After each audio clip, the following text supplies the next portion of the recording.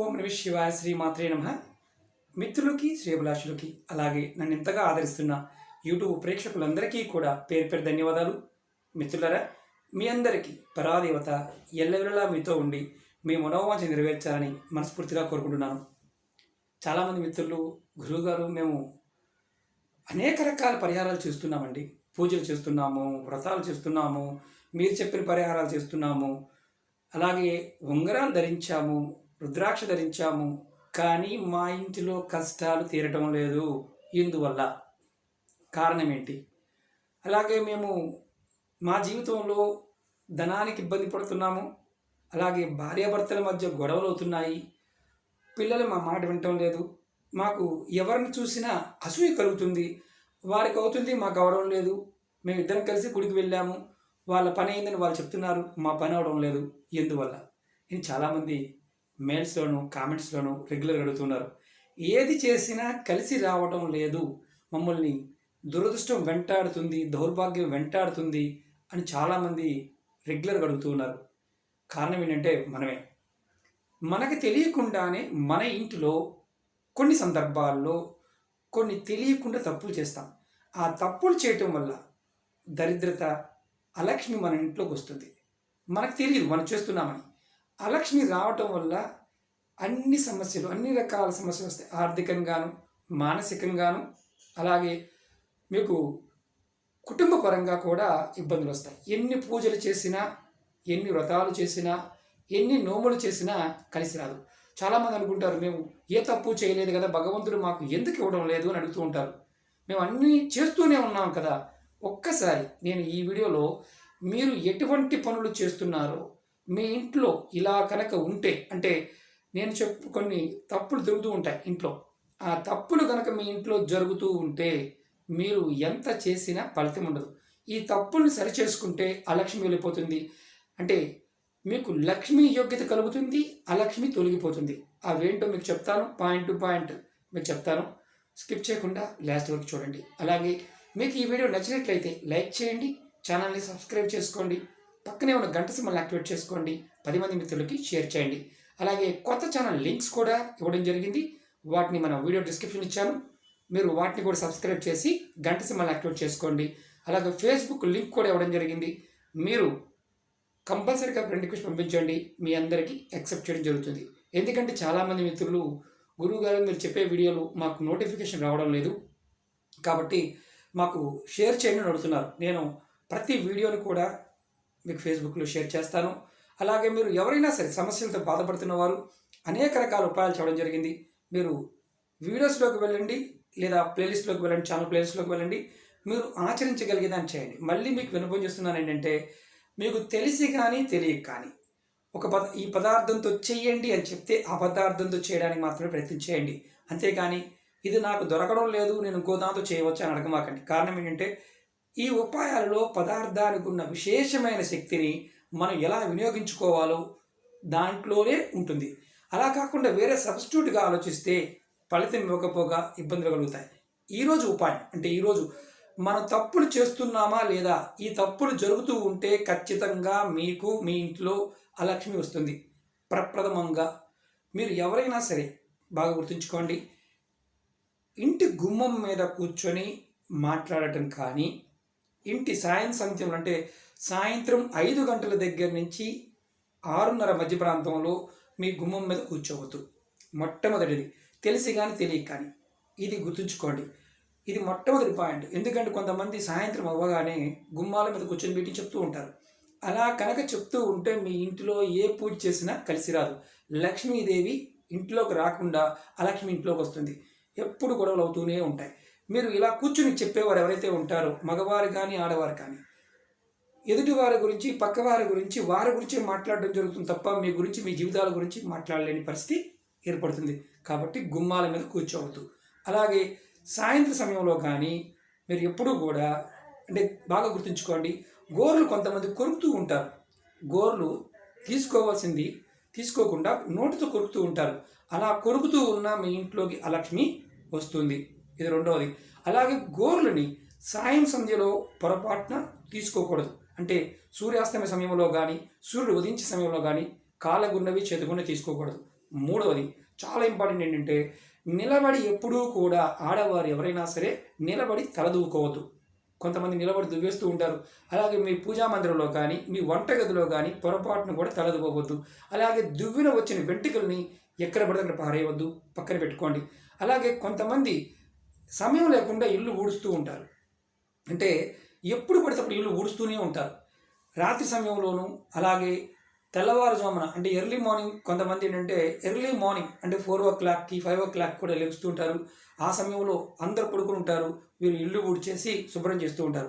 ఆ ఊడ్చిన చెత్త మీరు ఊడ్చారు కదా, అంటే సూర్యోదయం కాకముందు సూర్యాస్తమయం ముందు ఇది అంటే సూర్యోదయానికంటే ముందు ఊడ్చిన చెత్త కానీ సూర్యాస్తమయం సాయంత్రం సమయంలో ఊడ్చిన చెత్త కానీ తీసుకెళ్ళి బయట పారేయమాకండి. ఎక్కడైనా డస్ట్బిన్లో పక్కన పెట్టించండి. తెల్లవారుజామిన తర్వాత దానిని డస్ట్బిన్లో పోయండి. అంతేగాని తీసుకెళ్ళి ఎక్కడ పడితే అక్కడ పోసేయద్దు. ఇది గుర్తుంచుకోవాల్సిన విషయం. అలాగే అన్నిటికంటే ఇంకొక మెయిన్ ఇంపార్టెంట్ ఏంటంటే మీ ఇంట్లో సాలిగూడులు లేకుండా చూసుకోండి, బూజులు లేకుండా చూసుకోండి. మీరు పడుకునే మంచం మీద కానీ మీ హాల్లో కానీ మీ కిచెన్లో కానీ ఎక్కడైనా సరే సాలి పురుగులు గూడులు ఉంటే మీ ఇంట్లో లక్ష్మీదేవి స్థిరంగా ఉండదు. కారణం ఏంటంటే శుభ్రత లేని దగ్గర, డస్ట్ ఎక్కువ ఉన్న దగ్గర లక్ష్మీదేవి ఉండదు. కాబట్టి శుభ్రంగా ఉంచుకోండి. కొంతమంది రెగ్యులర్గా ఏంటంటే పాత సామాన్లు, చివరికి వెహికల్స్ కావచ్చు, సైకిల్స్ కావచ్చు, ఇలాంటివన్నీ కూడా పక్కన పెట్టించుతారు. పనికిరానిది ఏదైనా ఉంటే తీసి అమ్మేయండి, లేదంటే వాటిని చక్కగా నీట్గా ప్యాక్ చేసి పక్కన పెట్టుకోండి. అంతేగాని ఎక్కడ పెడితే అక్కడ పెట్టవద్దు. అలాగే పగిలిపోయిన గాజు సీసాలు కానీ అంటే గాజువి కానీ పింగాణివి కానీ ప్లాస్టిక్వి కానీ డబ్బాలు కానీ ఇలాంటివి పగిలిపోయినవి కానీ సగం పగిలి ఉన్న వాటిని వాడవద్దు. ఇది గుర్తుంచుకోండి. మీకు గాజు పాత్ర ఏదైనా సరే ఉంది అంటే అది రాహువుకు సంబంధించిన పదార్థం గాజు. కాబట్టి పగిలిన దాన్ని వాడకుండానే ఉండండి. ఇది కూడా బాగా గుర్తుంచుకోవాల్సిన విషయం. అలాగే కొంతమంది దీపారాధన చేసిన తర్వాత అంటే ఇంట్లో నిత్యం దీపారాధన చేస్తూ ఉంటారు, పూజలు చేస్తూ ఉంటారు. పూజా గదిలో మీరు ఏదైతే మలిని ఉంటుందో పువ్వులు కానీ దీపపు ఒత్తులు కానీ సాంబ్రాణి మనం వెలిగించిన సాంబ్రాణి పుల్ల వెలిగించిన తర్వాత దాని నుంచి వచ్చిన మసి కానీ మీరు ఏదైనా సరే ఏదైనా డబ్బాలో పెట్టుకొని పక్కన పెట్టుకోండి. పూజా మందిరంలో ఆ ఉన్న పూజ చేస్తున్న ప్రదేశంలో పెట్టమాకండి. అలాగే కొంతమంది తెలియక చేసే పనులు ఉంటాయి. దేవుడికి నైవేద్యం పెడుతూ ఉంటారు. నైవేద్యం పెట్టిన తర్వాత కొన్ని సందర్భాల్లో అలా వదిలేస్తూ ఉంటారు. అవి చీమలు పడుతూ ఉంటాయి, బల్లులు వచ్చి తింటూ ఉంటాయి. కొంతమంది 2 రోజులకి 3 రోజులకి పూజ చేస్తూ ఉంటారు. మీరు ఏ రోజునైనా సరే నైవేద్యం పెట్టినప్పుడు అది బెల్లం కానీ పంచదార కానీ ఏదైనా సరే పెట్టినప్పుడు దాన్ని కంపల్సరిగా 2 గంటలకో 3 గంటలకో తీసి మీ కుటుంబ సభ్యులకి పంచండి, అంటే ప్రసాదంగా పెట్టండి. అంతేగాని మీరు అలా వదిలేసి మాత్రం ఉంచొద్దు. కొంతమంది రోజులు అలా వదిలేస్తూ ఉంటారు. అలా వదిలేయటం వల్ల కూడా నష్టం కలుగుతుంది. అలక్ష్మి ఇంట్లోకి వస్తుంది. అన్నిటికంటే ముఖ్యమైనది కుటుంబంలో గొడవలు. విపరీతంగా గొడవలు అవుతున్నాయండి. మా ఇంట్లో ఎప్పుడు ఏదో ఒక గొడవ అవుతూనే ఉంటుంది. దానికి పరిష్కారం ఏంటి? మీరు కుటుంబ సభ్యులు ఎవరైనా సరే ఇంట్లో వారానికి ఒక్కసారైనా సరే స్వీట్స్ ఏదైనా మనం పూర్వం రోజుల్లో కుటుంబంలో పరమాన్నం కానీ నైవేద్యంగా పెట్టి అందరికీ పంచిపెడుతూ ఉండేవారు. అలా మీకు అవకాశం లేకపోయినా మనకి బెల్లం కానీ పటికి బెల్లం కానీ చిప్స్ కానీ దేవుడికి పెట్టినవి కుటుంబ సభ్యులందరికీ ఇవ్వండి, పంచి పెట్టండి. మీ కుటుంబంలో ఉన్న వారికి ఖచ్చితంగా మీ కుటుంబంలో భార్యాభర్తల మధ్య గొడవలు తగ్గుతాయి. ఇంకా అన్నిటికంటే చాలా ముఖ్యమైనది అలక్ష్మి అంటే డబ్బు నిలబడకపోవడం. మీరు ఎప్పుడైనా సరే మీ ఇంట్లో మీ పిల్లల ముందు కానీ లేకపోతే మీ భార్యాభర్తలు కానీ తెలిసి కానీ తెలియక కానీ మీకు తెలియని వారి గురించి దుర్భాష ఆడమాకండి. అంటే కొంతమంది నోటికొచ్చినట్టు బూతులు మాట్లాడుతూ ఉంటారు, ఎదుటివాడి మీద తిడుతూ ఉంటారు. అది కూడా మనకు లక్ష్మినే.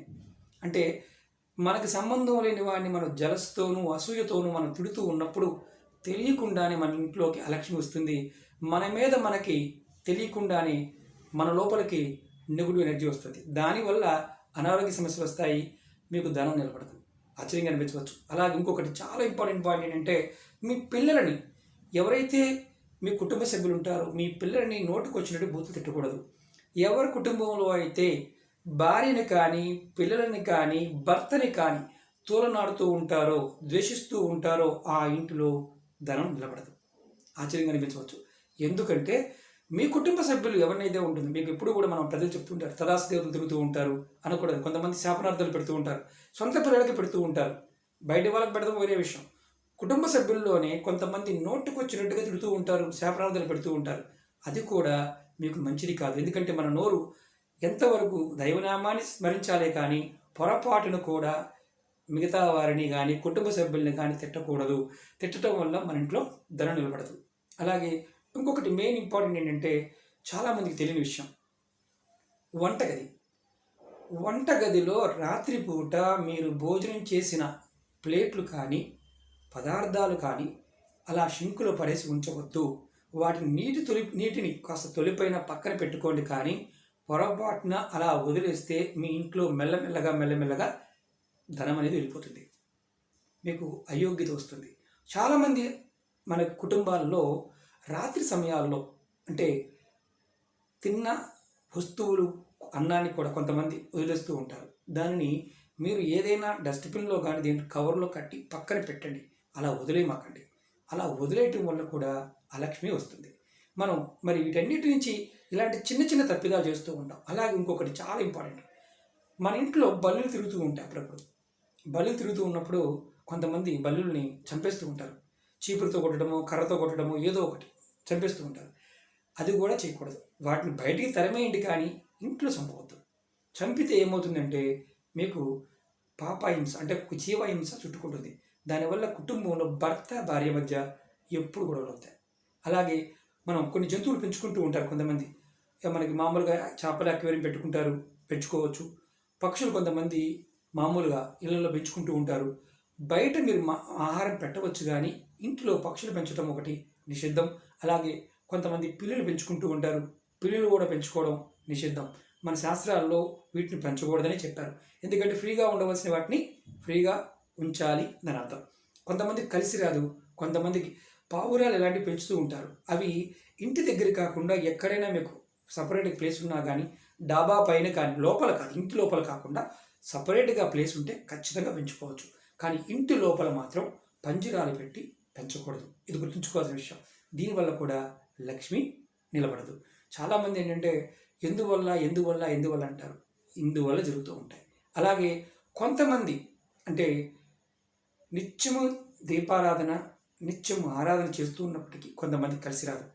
వారు ఎవరినైనా సరే మీకు ఇలా ఉంది అంటే మీ పెద్దలని అంటే మీ అత్తమామలు కావచ్చు, తల్లిదండ్రులను కావచ్చు, ఎవరినైనా మీ మరణించిన వారి ఆస్తుల గురించి కానీ వారి గతంలో జరిగిన సంఘటనల గురించి మీరు వారిని ఎప్పుడు తిడుతూ ఉంటే మాత్రం మీ జీవితంలో మీకు మనశ్శాంతి అనేది ఎప్పటికీ దక్కదు.